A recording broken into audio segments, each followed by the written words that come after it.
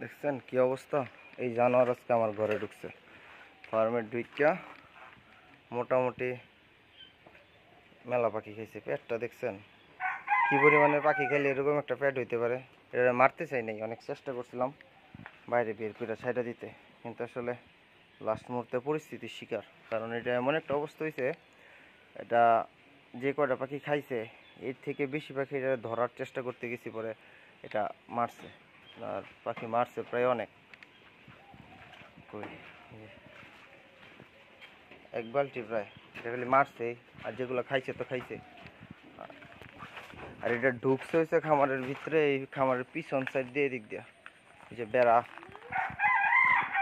এদিক দিয়ে না বেড়া ভাঙ্গিয়া পরে ভিতরে ঢুকছে। মানে কি একটা অবস্থা। বেশ কিছুদিন ধরে এটা আশেপাশে দিয়ে ঘুরঘুর ঘুরঘুর করতেছে, কিন্তু ভিতর ঢুকতে পারে না। কিন্তু আজকে যে কোনো একটা ভাবে সকালবেলা ভোরবেলা ভিতরে ঢুকছে। তো এলাকার কিছু ছোটো ভাই বাদার পোলাপান আসছিল দেখা রক্ষা মনে করেন, ওই ডাক দিছে সকালবেলা ঘুম থেকে উঠা 5:30টার দিকে।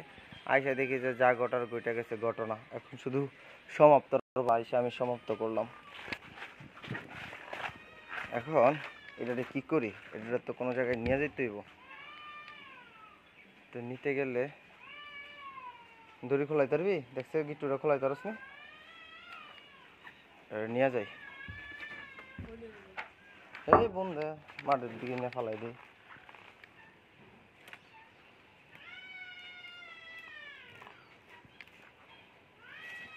ধরে না জানো তো। আস্তে আস্তে নামা, আস্তে আস্তে স্যার, নামা নামা, পুরোটা নামা নামা। স্যার টেনে নিতে পারবি রে?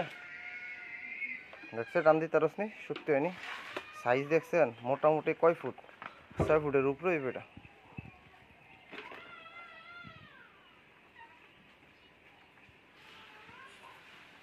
হয়েছে থাক, তিনি তারতি না, রাখ দড়িটারে গুছা,